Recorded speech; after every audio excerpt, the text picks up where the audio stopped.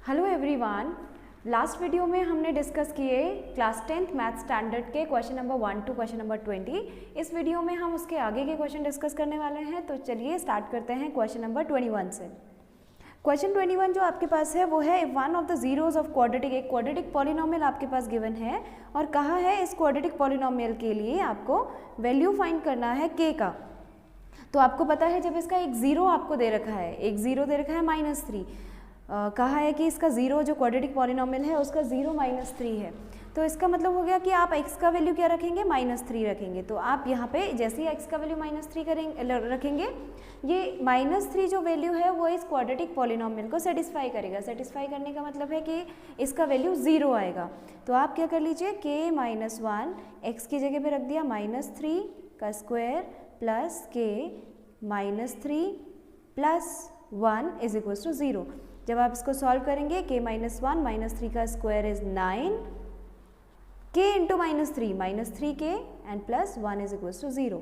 ठीक है, bracket open होगा, 9k - 9 - 3k plus 1 is equals to 0। 9k - 3k, 9k - 3k कितना होता है, ये होता है 6k -9 plus 1 it will be -8 is equals to 0। तो 6k का वैल्यू कितना आ गया आपका +8 और k का वैल्यू कितना आ गया 8/6। तो 8/6 को जब आप सिंप्लीफाई करते हैं तो आंसर कितना आता है 4/3।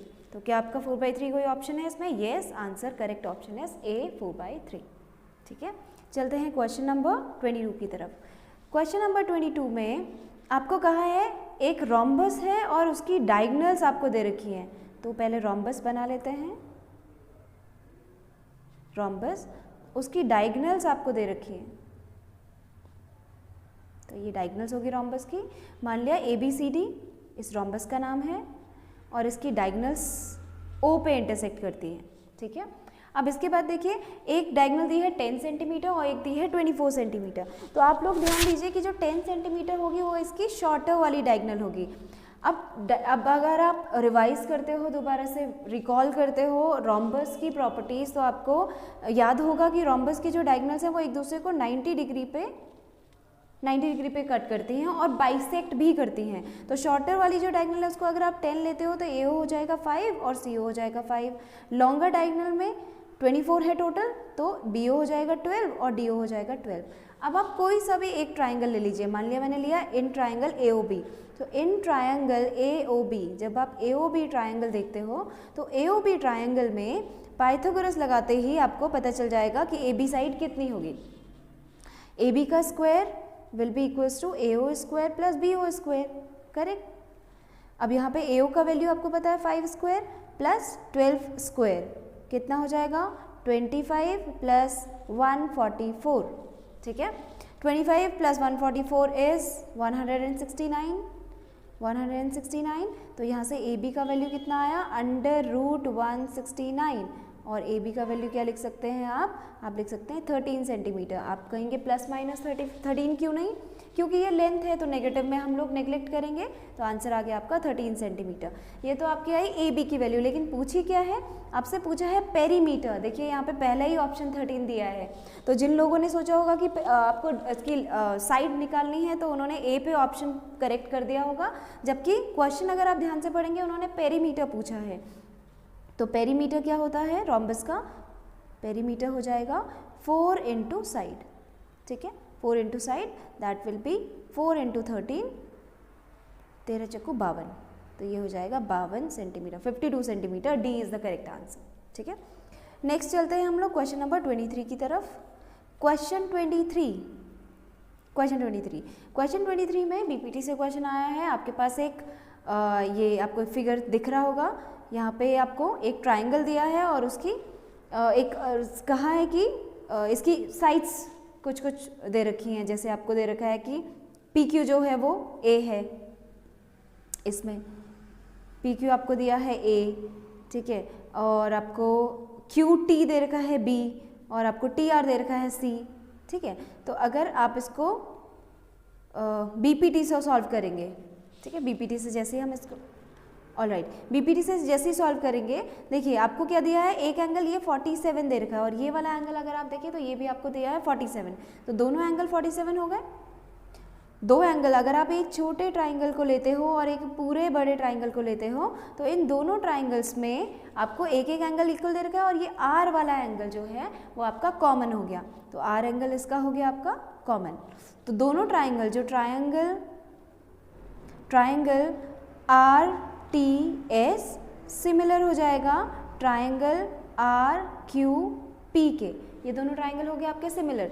जब दो ट्राइंगल सिमिलर हो जाते हैं तो उनकी साइड्स आ जाती हैं प्रोपोर्शन में, तो यहाँ से आप साइड ले रहे हैं इसकी आर टी अपॉन, यहाँ से आ जाएगा आपका R Q will be equals to छोटे वाले ट्राइंगल की कौन सी साइड आप साइड ले रहे हैं एस टी, तो एस टी के साथ क्या लेंगे आप लेंगे पी क्यू। ठीक है, ये कहाँ से आया, बीपीटी से आया, दो सिमिलर ट्राइंगल हैं, दो सिमिलैरिटी ट्राइंगल के क्राइटेरिया से आया, दोनों सिमिलर ट्राइंगल्स हो गए तो इनकी साइड्स आ गई आपकी प्रोपोर्शन में। ठीक है, ऑल राइट, अब ये दोनों ट्राइंगल्स हो गए आपके सिमिलर, साइड्स आगे प्रोपोर्शन में। वैल्यू रख देंगे, आर टी का वैल्यू कितना है आपके पास, सी है, आर क्यू का वैल्यू कितना है, बी प्लस सी। देखिए आर क्यू जो होगा वो बी प्लस सी होगा, तो यहाँ से आ गया आपका B plus C is equals to S T का वैल्यू है x और पी क्यू का वैल्यू है आपके पास a। तो जैसे ही आप x फाइंड आउट करेंगे ये a आ जाएगा यहाँ c के साथ मल्टीप्लाई में, ए सी अपॉन बी प्लस सी। ये किसका वैल्यू आया, x का, तो x का वैल्यू आपके पास करेक्ट ऑप्शन है इसका option B, which is A C upon B plus C. ठीक है, नेक्स्ट क्वेश्चन की तरफ चलते हैं जो है आपका क्वेश्चन नंबर 24। चलिए क्वेश्चन 24 में ओके ट्रिग्नोमेट्री का क्वेश्चन है अगेन। तो आपको बोला है कि इसको अगर आप सिंप्लीफाई करेंगे 1 अपॉन कॉसेक थीटा 1 माइनस ये है 1 upon cosec theta 1 minus cot theta plus 1 upon sec theta 1 minus tan theta, इसको सिंप्लीफाई करना है आपको। तो जब आप इसको सिंप्लीफाई करेंगे आंसर क्या आना चाहिए, तो चलो सिंप्लीफाई करके देखते हैं इसको। 1 अपॉन कॉसेक, साइन कॉस में चेंज करना है क्योंकि मुझे कोई आइडेंटिटी दिख नहीं रही है यहाँ पे, साइन कॉस में चेंज करके देखते हैं। तो 1 अपॉन कॉसेक को क्या लिख सकते हैं, 1 अपॉन साइन थीटा, ब्रैकेट में 1 माइनस कॉट, कॉट को आपको पता है cos theta upon sine theta. All right, फिर बीच में है आपका प्लस, देन 1 अपॉन क्या, सेक थीटा को लिखेंगे 1 अपॉन कॉस थीटा, और यहाँ लिख देंगे 1 माइनस टेन थीटा को लिखेंगे sine theta upon cos theta. ठीक है, कॉट होता है कॉस अपॉन साइन, टेन होता है साइन अपॉन कॉस। अच्छा चलिए अब अंदर एलसीएम ले लेंगे, 1 अपॉन 1 बाई साइन ऐसे ही रहा,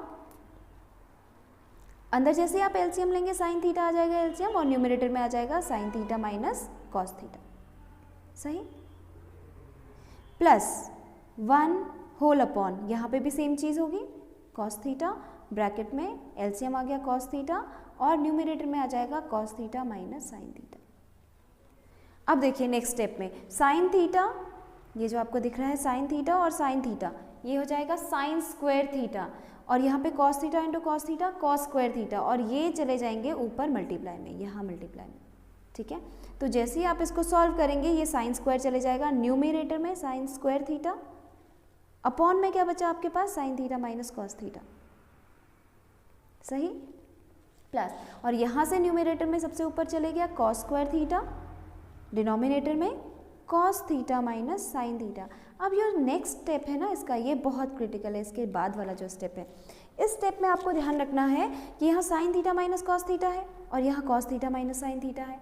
अब हम अगर एलसीएम लेना चाहें, अगर मैं यहाँ से इस माइनस को, ये जो माइनस आपको दिख रहा है, इस माइनस को अगर मैं कॉमन ले लूँ तो ये भी क्या बन जाएगा, साइन माइनस कॉस बन जाएगा, बिल्कुल साइन माइनस कॉस। तो क्या करेंगे हम लोग, माइनस कॉमन ले लेंगे और ये प्लस के साथ ये माइनस बीच में साइन, आपका ओवरऑल साइन हो जाएगा माइनस। ठीक है, तो एलसीएम आ जाएगा आपका साइन माइनस कॉस थीटा, बीच में आ जाएगा नेगेटिव, क्योंकि आपने ये वाला माइनस साइन और ये वाला प्लस साइन, जब यहाँ से माइनस कॉमन लोगे तो ये डिनोमिनेटर में बन जाएगा साइन माइनस कॉस, और ये माइनस और प्लस बीच में जो साइन आएगा दोनों टर्म्स के वो आ जाएगा अब नेगेटिव, और ये क्या है आपका sine square minus cos square.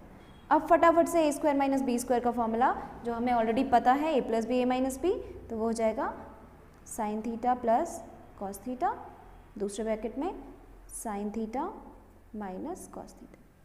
ठीक है, और डिनोमिनेटर में क्या चल रहा है आपका sine theta minus cos theta. अब देखिए ये साइन थीटा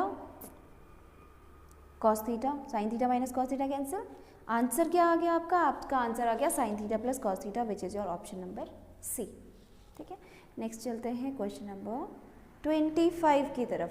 क्वेश्चन नंबर 25 में आपको कहा है, उन्होंने आपको कहा है कि ऑलराइट, चलिए बोला है if n is any natural number then 12 to the power n can not end with a digit. तो अगर आपके पास 12 की पावर n ये कोई नंबर है और बोला है कि ये अगर आप इसको 12 टू द पावर n को ओपन करोगे तो ये कौन से डिजिट के साथ एंड नहीं हो सकता। तो कौन से डिजिट के साथ एंड नहीं हो सकता? अगर मैं 12 के प्राइम फैक्टराइजेशन करूँ तो ये हो जाएगा 2 इंटू 2 इंटू 3 का होल स्क्वायर। क्या यहाँ पे कोई भी डिजिट इसके प्राइम फैक्टराइजेशन में 5 है? नहीं है, कोई भी 5 नहीं है। तो 5 नहीं होने की वजह से एक ही हमारे पास श्योरिटी बचती है कि ये 12 टू द पावर n जो भी नंबर है ये कभी भी 0 के साथ एंड नहीं होगा। 0 के साथ कौन से नंबर का लास्ट डिजिट 0 आ सकता है? जिसके प्राइम फैक्टराइजेशन में एटलीस्ट एक 5 हो, मतलब एक फैक्टर उसका 5 होना चाहिए। तो आप देख सकते हैं कि यहाँ पे 2, 2 और 3 है प्राइम फैक्टर्स, 5 नहीं है, that means it can not end with 0। So D is the correct answer, 0 is the correct answer कि ये जो 12 की पावर n है ये 0 के साथ एंड नहीं हो सकता। चलते हैं नेक्स्ट क्वेश्चन नंबर 26 की तरफ। क्वेश्चन नंबर 26 में आपको कहा है कि a wire can bend in the form of a circle of radius 56 centimetre. एक कोई वायर है और उस वायर से आपने बनाया है एक सर्कल, इससे बनाया है आपने एक सर्कल। तो जिस वायर से आपने ये सर्कल बनाया है, अगर आपने इस वायर से सर्कल को बनाया है तो इस वायर से अगर आपने सर्कल को बनाया है तो वायर की जितनी लेंथ होगी वो सर्कल की सरकमफेरेंस होगी, है ना। और इस सर्कल का रेडियस आपको गिवन है 56। ठीक, अब जब आप इसको, अगर आप वो कह रहे हैं कि उसके बाद इसी वायर को उन्होंने आगे कन्वर्ट कर दिया है एक स्क्वायर में, तो अगर आप इसी वायर को स्क्वायर में कन्वर्ट करेंगे, ये स्क्वायर जैसा तो नहीं लगा, स्क्वायर, ठीक है, स्क्वायर में जब आप इसको कन्वर्ट करेंगे तो सेम जो इस वायर का जो इस सर्कल का सरकमफेरेंस होगा वो इस पूरे स्क्वायर के लिए किसका काम करेगा? पेरीमीटर का काम करेगा। ठीक है, तो चलिए पहले सरकमफेरेंस निकाल लेते हैं। आपको पूछा है कि इस स्क्वायर का एरिया कितना होगा, तो स्क्वायर का एरिया कब आएगा? जब आपको उसका साइड पता होगा। तो उसके लिए आपको वायर की लेंथ चाहिए। वायर की लेंथ क्या होगी? Length of the wire will be length of wire will be equals to circumference of the circle which is 2 pi r। r आपको ऑलरेडी गिवन है 56। ठीक है, तो लेंथ ऑफ द वायर हो जाएगी 2 इंटू 22/7 इंटू 56। ठीक है, 7 8 56। जब आप इसको सॉल्व करेंगे ये हो जाएगा 44 इंटू 8, 8 चौको 32, 32 और 3 35, 352 सेंटीमीटर। ये 352 सेंटीमीटर क्या आया आपका? सही से लिख लेते हैं, 352 सेंटीमीटर। तो ये 352 सेंटीमीटर जो आपका आया, ये आया है इस सर्कल का सरकमफेरेंस, मतलब लेंथ ऑफ वायर। अब उसी वायर की आप क्या बना रहे हो? एक ये कर रहे हो, उसी वायर से आप स्क्वायर बना रहे हो। तो उस वायर से जब आप स्क्वायर बना रहे हैं, उस वायर से जब आप स्क्वायर बनाते हैं तो स्क्वायर का जो पेरीमीटर होगा इस वायर की लेंथ के बराबर होगा। तो perimeter of square, perimeter will be equals to length of the wire 352। Perimeter क्या होता है? 4 इंटू साइड, 4 इंटू ए, 352। तो यहाँ से आपका ए आ जाएगा। ए कितना आएगा आपका? जब आपने इसको 352 के बराबर रखा तो यहाँ से ए आ गया आपका 352/4, 4 8 32, 4 8 32। तो ये आया, लेकिन आपका ए मतलब साइड आया है। साइड नहीं पूछा है आपसे, आपसे पूछा है इसका what is the area of the square. तो एरिया का फॉर्मूला क्या होता है? Area will be side into side, तो 88 इंटू 88। ठीक है। और 88 को जब आप मल्टीप्लाई करेंगे तो इसका आंसर आता है आपका, क्वेश्चन नंबर इज 26, तो इसका आंसर आएगा आपका 88 इंटू 88, इसका आंसर आएगा 7744 सेंटीमीटर स्क्वायर। ठीक है, तो करेक्ट ऑप्शन हो गया इसका B, B is the correct answer, 7744 centimetre square. चलिए नेक्स्ट चलते हैं क्वेश्चन नंबर 27 जो कि आपका प्रोबेबिलिटी का क्वेश्चन है। चलिए प्रोबेबिलिटी का क्वेश्चन कहा है, the probability of a non leap year has 53 Wednesday, 53 Wednesday होने के कितने चांसेस हैं, क्या प्रोबेबिलिटी होगी। तो क्या प्रोबेबिलिटी होगी उसके लिए पहले आपको पता होना चाहिए कि नॉन लीप ईयर में नंबर ऑफ डेज कितने हैं। तो number of days in ordinary year या non leap year, non leap year कितने दिन होते हैं, 365, सॉरी 365।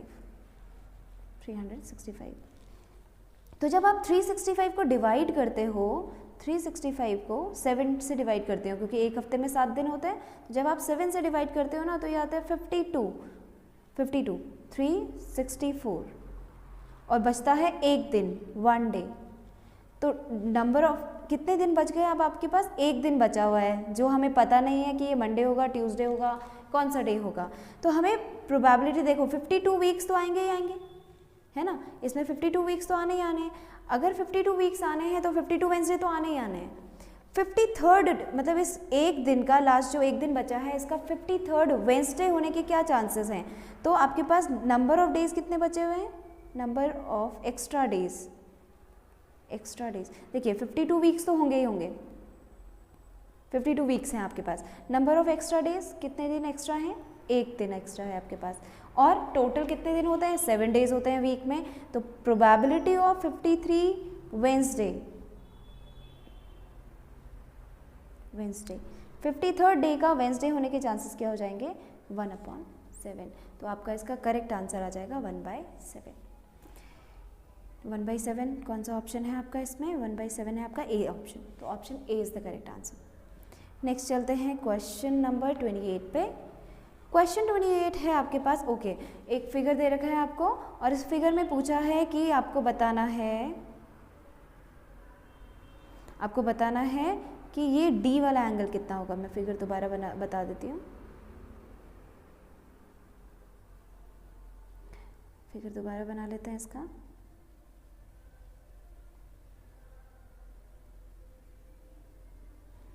ये इस तरह का कुछ फिगर दे रखा है आपको और यहाँ पे है F, ये दे रखा है C, ये दे रखा है D, A, B और E। अच्छा ये दिया है 130 डिग्रीज और आपसे पूछा है कि ये एंगल कितना होगा। ठीक है, ये यहाँ पे D वाला एंगल। अब ज़रा सा चलते हैं आगे, अगर आपका ये 130 है तो इधर वाला एंगल आपका आ जाएगा 50। कैसे, कैसे, लीनियर पेयर है, स्ट्रेट लाइन में बनने वाला एंगल। अगर आपका ये 50 है तो आपसे कहा है ये कौन साइक्लिक हैं ये पॉइंट्स, मतलब कौन साइक्लिक है, मतलब ऑपोजिट एंगल का सम हो जाएगा 180। तो अगर ये 50 है तो ये एंगल कितना आ जाएगा, 130। क्यों आएगा 130, क्योंकि 50 और 130 का सम होता है 180, तो इन दोनों का सम आना चाहिए आपका 180। तो इसलिए अगर ये 50 है तो ये हो जाएगा आपका, अगर ये वाला आपका 50 है तो इधर आ जाएगा आपका 130। सही। अब उसके बाद चलिए आपको पता करना है ये एंगल कितना है। तो अगेन लीनियर पेयर वाला कंसेप्ट लगाएंगे तो 130 और ये आ जाएगा आपका 180 माइनस 130, अगेन 50 डिग्रीज। तो इसका आंसर कितना आया आपका, 50 degrees is the correct answer, 50 degrees is the correct answer. तो इसका करेक्ट आंसर है option number C, 50। Next question, question number 29। Question number 29 है आपका, क्वेश्चन नंबर 29 है आपका, the x coordinate of a point P is twice its y coordinate. अगर आपको Y coordinate पता है तो एक्स वाला कोऑर्डिनेट कहा है कि उसका डबल है। अच्छा चलिए तो लेट कर लेते हैं कि लेट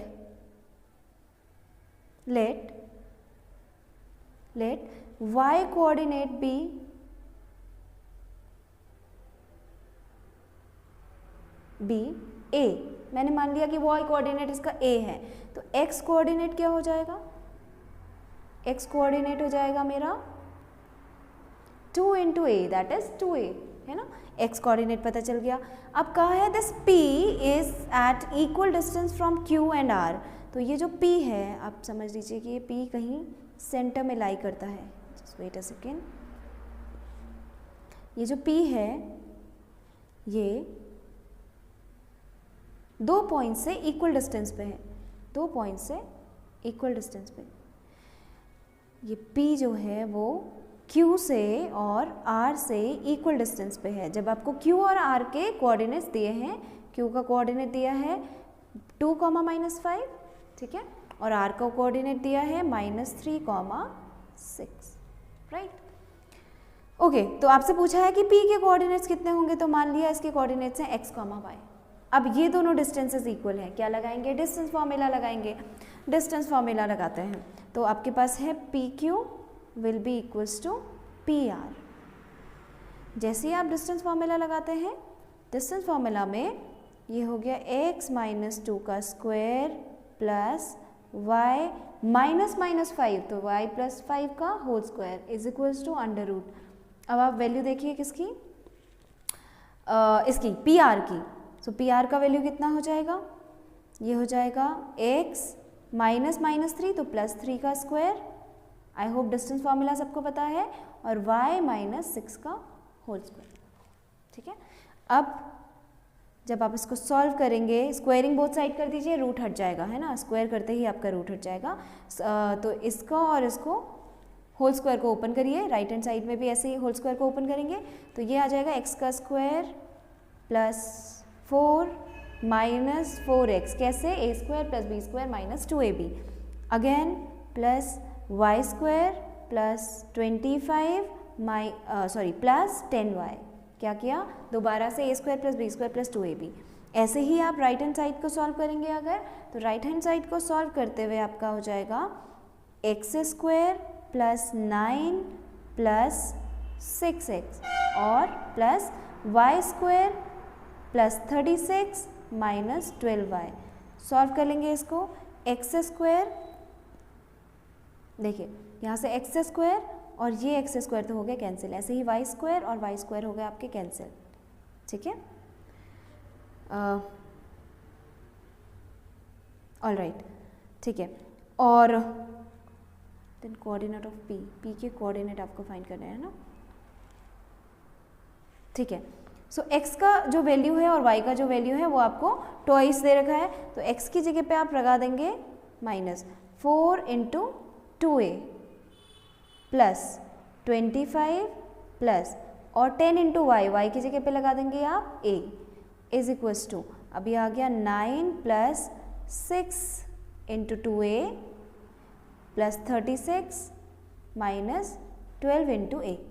अब a को सॉल्व कर लेंगे हम, a को सॉल्व करेंगे तो ये आ रहा है आपका 4 - 8a plus 25 plus 10a is equals to 9 + 12a plus 36 - 12a, तो ये तो a 12a और 12a हो गया आपका कैंसिल, a -8a और plus 10a, -8a plus 10a कितना हो जाएगा,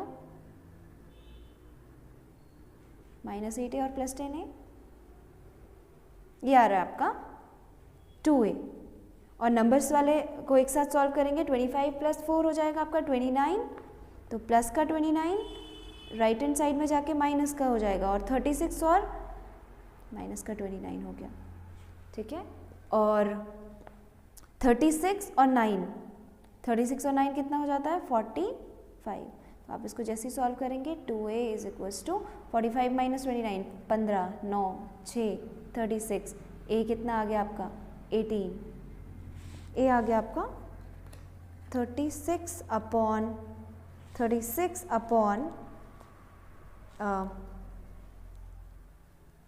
अपॉन 2, इसका तो ऑप्शन में ही नहीं दिया है, ये कहीं गड़बड़ करी है। 36 16 45 - 29 6 3, okay okay okay, all right, यहाँ पे सब्ट्रैक्शन में मिस्टेक हुई है। ये हो जाएगा आपका 15 - 9 इज 6 एंड 3 - 16, तो 16/2 हो जाएगा आपका आंसर इज 8। तो ए आ गया है आपका 8 और आपका 2a कितना आ जाएगा, 16 आ जाएगा। ठीक है, तो कोऑर्डिनेट्स क्या हो गए, कोऑर्डिनेट्स हो गए आपके 8, sorry not 8, it will B 16, 8, क्योंकि y का कोऑर्डिनेट a है, y का कोऑर्डिनेट है ये a और x का कोऑर्डिनेट है आपका 2a, तो आंसर क्या आ जाएगा आपका, आ जाएगा 16, 8।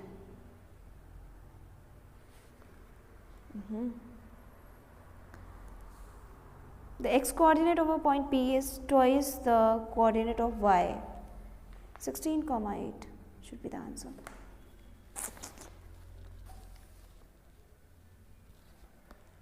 16, 8, इसका D वाला ऑप्शन कहाँ है, ओके इसका D ऑप्शन था 16,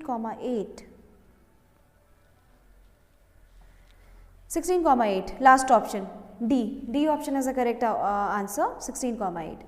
नेक्स्ट चलते हैं क्वेश्चन नंबर 30 की तरफ। क्वेश्चन नंबर 30 में आपके पास है if the point x, 4 lies on a circle whose centre is at origin. आपको बोला है कि एक सर्कल है और इस सर्कल का कोई पॉइंट है, इसका ओरिजिन पहले आपको दिया है, सेंटर जो दिया है वो ओरिजिन पे दिया है, तो ओरिजिन क्या है 0, 0 और कहा है कि इस सर्कल पे एक पॉइंट लाई करता है x, 4। ठीक है, x, 4 कोई पॉइंट है जो इस सर्कल पे लाई करता है x, 4। आपसे कहा है x, 4, आपसे कहा है कि इसका रेडियस है 5 सेंटीमीटर, तो इसका रेडियस हो जाएगा आपका 5 सेंटीमीटर। पूछा है कि what is the value of x की वैल्यू आपको फाइंड आउट करनी है। अब x की वैल्यू जब आप फाइंड आउट करेंगे तो उसमें डिस्टेंस फार्मूला लगाएंगे ऑब्वियसली। तो मान लिया इस पॉइंट को a ले लेते हैं हम लोग, a और o, तो आपको OA का डिस्टेंस पता है 5 सेंटीमीटर विच इज़ रेडियस। तो OA जो होगा अगर आप इसको डिस्टेंस फार्मूला से सॉल्व करेंगे तो इट विल बी √x - 0 का स्क्वायर प्लस 4 - 0 का स्क्वायर। ठीक है, OA का value is already given 5 is equals to √x - 0 x का स्क्वायर प्लस 4 - 0 4 का square which is 16। Squaring both side करेंगे तो इधर हो जाएगा 25 और यहाँ से रूट गायब हो जाएगा, तो ये आ गया आपका x² प्लस 16 माइनस में ले आइए, ये आ गया 9 which is the value of x²। लेकिन आपको x चाहिए, x² नहीं चाहिए, तो x का वैल्यू क्या हो जाएगा √9 एंड द आंसर इज +-3। क्या +-3? Yes, D option is +-3। ठीक है, नेक्स्ट क्वेश्चन पे चलते हैं, question number 31। Okay, so question 31 है आपका the value of theta for which 2 sin 2 theta is equals to 1। आपको क्या दिया है 2 sin, ये बहुत डल लग रहा है, ओके 2 sin 2 थीटा का वैल्यू इज इक्वल्स टू 1, ये आपको दिया है 2 sin 2 थीटा का वैल्यू 1। तो यहाँ से sin 2 थीटा का वैल्यू कितना आ जाएगा, ये आ जाएगा 1/2। ठीक है, अब sin 2 थीटा इज 1/2, तो साइन अगर आप साइन की वैल्यू अगर आप थीटा की वैल्यू निकालना चाह रहे हो तो यहाँ पे 2 theta will be sin inverse 1/2, sin inverse 1/2। Sine inverse 1/2 का मतलब है साइन का वैल्यू 1/2 कहाँ पे, साइन का वैल्यू 1/2 होता है 0 1/2 30 पे, तो 30 डिग्रीज पे साइन का वैल्यू 1/2 होता है, तो ये आ गया 2 theta is equals to 30 degree. Theta कितना हो जाएगा 15 डिग्री, 30/2 विच इज 15 डिग्री। तो ये आपकी थीटा की वैल्यू आ गई क्या 15, yes, A option is the correct option. ठीक है, नेक्स्ट चलते हैं हम क्वेश्चन नंबर 32 की तरफ। क्वेश्चन 32 है the number 385 can be expressed as the product of prime factors. तो इसका प्राइम फैक्टराइजेशन आपको करना है 385 का। तो जैसे ही आप 385 का prime factorisation, I just hope सबको आता ही है, ये तो बचपन से सीखते हुए आ रहे हैं 385 का प्राइम फैक्टराइजेशन। जब आप इसका प्राइम फैक्टराइजेशन करेंगे 5 से डिवाइड कर लेते हैं, 5 5 7 35 3 77 7 से डिवाइड हो जाएगा 11 से हो जाएगा 11 1 जार। तो इसके प्राइम फैक्टर्स क्या क्या है आपके 5, 7 एंड 11। तो आंसर आ गया आपका B, option B is the correct answer. चलते हैं नेक्स्ट क्वेश्चन की तरफ, which is your question number 33। चलिए क्वेश्चन 33 है, it's the difference between circumference and radius of a circle is 111। तो let the radius be, आप let कर लीजिए कि let radius be r। मान लिया कि रेडियस r है आपका, ठीक है, आपने ले लिया कि रेडियस है इसका r। सर्कमफेरेंस क्या हो जाएगा फिर, सर्कमफेरेंस का फॉर्मूला सबको ही पता है, it is 2 pi r, 2 pi r हो जाएगा। अब कह रहे हैं कि सर्कमफेरेंस को 3 टाइम्स, जो सर्कमफेरेंस है new circumference it is 3 times. तो ये जो सर्कमफेरेंस है न्यू वो 3 टाइम्स है। अब मुझे बताइए कि सर्कमफेरेंस 3 टाइम्स कब होगा। देखिए 2 का वैल्यू नहीं चेंज हो सकता, पाई का वैल्यू नहीं चेंज हो सकता। तो अगर ये 3 टाइम्स हो रहा है, 3 इंटू 2 पाई आर हो रहा है, तो किसका वैल्यू चेंज हुआ होगा, आर का वैल्यू। इसका मतलब जो नया रेडियस होगा वो कितना रहा होगा, 2 पाई 3 आर रहा होगा नया रेडियस। तो जब आप सर्कमफेरेंस को 3 टाइम्स कर रहे हैं इसका मतलब रेडियस 3 टाइम्स हो रहा होगा। तो यहाँ से न्यू रेडियस आपको पता चल गई, new radius that is 3r। ये आ गया आपका नया रेडियस आ गया 3r। अब देखिए नया रेडियस पता चल गया 3r, यहाँ से आपको पता करना है नया एरिया। तो वैसे एरिया क्या होता है, area of circle is pi are square, लेकिन न्यू एरिया अगर आपको फाइंड करना है, न्यू एरिया, तो ये क्या हो जाएगा आपका पाई आर की जगह आप रख देंगे 3r, नया वाला रेडियस रखेंगे, तो it will be 9 pi are square. कितने टाइम्स हो गया, 9 times area of the circumference. Oh इसके ऑप्शंस गलत हैं, 33। All right, wait a second, the area of the circle is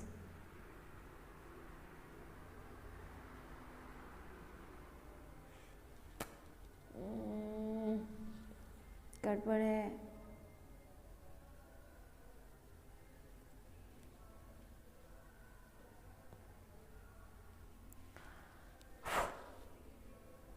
question number 33, इसमें आपको बोला है कि सर्कमफेरेंस और रेडियस का डिफरेंस 111 है, that means 2 pi r minus r, ये आपको 111 दिया है। Okay okay, all right all right. तो यहाँ से r अगर आप कॉमन ले लेंगे तो ये आ जाएगा 2 पाई माइनस 1 का वैल्यू कितना, 111। आपको पता करना है कि इसका एरिया कितना होगा, एरिया के लिए मुझे रेडियस चाहिए, तो r यहाँ पे 2 इंटू पाई का वैल्यू है 22/7 माइनस 1 इज इक्वल्स टू 111। तो यहाँ से आप r का वैल्यू निकालेंगे, ये हो जाएगा 44/7, सिंप्लीफाई करेंगे r का वैल्यू, इसको थोड़ा सा और सिंप्लीफाई कर लीजिए, 7, 44 माइनस 7 इज इक्वल्स टू 111। तो r का वैल्यू हो जाएगा 111 इंटू 7, 7 चले जाएगा मल्टीप्लाई में, और 44 माइनस 7 इट्स 37। तो 37 3s आर 111, तो यहाँ से r का वैल्यू कितना आ गया आपका 21। लेकिन ये r का वैल्यू आया है, आपको क्या चाहिए, एरिया। एरिया कैसे निकालेंगे, एरिया हो जाएगा पाई आर स्क्वायर 22/7 इंटू 21 इंटू 21। जब आप इसको सॉल्व करेंगे 3 इट विल बी 66 इंटू 21, 66 66 132 और 6 138, 1386 centimetre square, 1386, B is the correct option. ठीक है, ओके नेक्स्ट चलते हैं हम लोग क्वेश्चन नंबर 34 की तरफ। सो क्वेश्चन नंबर जो 34 है इसमें कहा है from the letter word mango. कितने टोटल वर्ड्स हैं, प्रोबेबिलिटी का क्वेश्चन, टोटल वर्ड्स हैं आपके 5। आपसे पूछा है कि एक रैंडमली एक वर्ड, सॉरी मैंगो वर्ड में total letters, sorry total letters जो हैं वो 5 है, नॉट वर्ड्स। टोटल लेटर्स जो हैं इस वर्ड में वो हैं 5, करेक्ट। और उनमें से वॉवल्स कितने हैं, A and O. So number of vowels कितने हो गए, नंबर ऑफ वॉवल्स हो गए 2। तो आपसे पूछा है कि एक रैंडमली एक लेटर को उठाया तो उसके लिए प्रोबेबिलिटी क्या होगी वॉवेल होने की, तो probability of vowel will be 2/5। So its correct option is C, 2/5. Next question number 35. Question number 35 में the ratio in which the point -4,6 divides the line segment joining A and B. एक line segment है AB, ठीक है। कोई point है जो इसको divide कर रहा है, अभी रेशियो नहीं पता किस रेशियो में, मान लिया ये AB है, इस पॉइंट को P ले लेते हैं, तो इसके कोऑर्डिनेट्स हमें दे रखे हैं -4,6। A के कोऑर्डिनेट्स दिए हैं -6,10 एंड B के कोऑर्डिनेट्स दिए हैं 3,-8। अब आपसे कहा है कि इसमें आपको बताना है कि जो रेशियो है जिसमें P AB को कट कर रहा है, P AB को इंटरसेक्ट कर रहा है, वो रेशियो कितना होगा। तो उसके लिए हम क्या करेंगे, सेक्शन फॉर्मूला लगाएंगे। लेट रेशियो बी, हम लोग ले लेते हैं कि let ratio be K is to 1। Ratio आपने ले लिया K is to 1, ठीक है। अब सेक्शन फॉर्मूला जब आप लगाएंगे तो ये हो गया आपका x, y, इसको ले लीजिए आप x1 y1 और इसको ले लीजिए आप x2 y2, ठीक है। तो यहाँ से जो x का वैल्यू आएगा, x का वैल्यू वो कितना आएगा, k into x2। What is x2? It is 3 plus 1 into x1। 1 into x1 is 1 into -6 upon k plus 1। x का वैल्यू कितना है -4, रख लेते हैं वैल्यू, और k प्लस 1 इसके साथ आ जाएगा मल्टीप्लाई में, जो डिनोमिनेटर में k प्लस 1 है वो मल्टीप्लाई में आ गया। अब 3k -6, जैसे ही इसको सिंप्लीफाई करेंगे -4 is equal to 3k -6, k वाली टर्म से एक साइड, -4k -3k is equal to -6 plus 4, ठीक है। चलिए, तो ये हो गया -7k is equal to -2, minus से माइनस कैंसिल कर लिया, k का वैल्यू कितना आ गया 2/7, k का वैल्यू आ गया आपका 2/7। तो अगर k 2/7 है तो k is to 1 पे कितना होगा, 2/7 होगा, मतलब 2:7 होगा। तो करेक्ट ऑप्शन जो आपका इसका है वो है 2:7। C option is the correct option which is 2:7।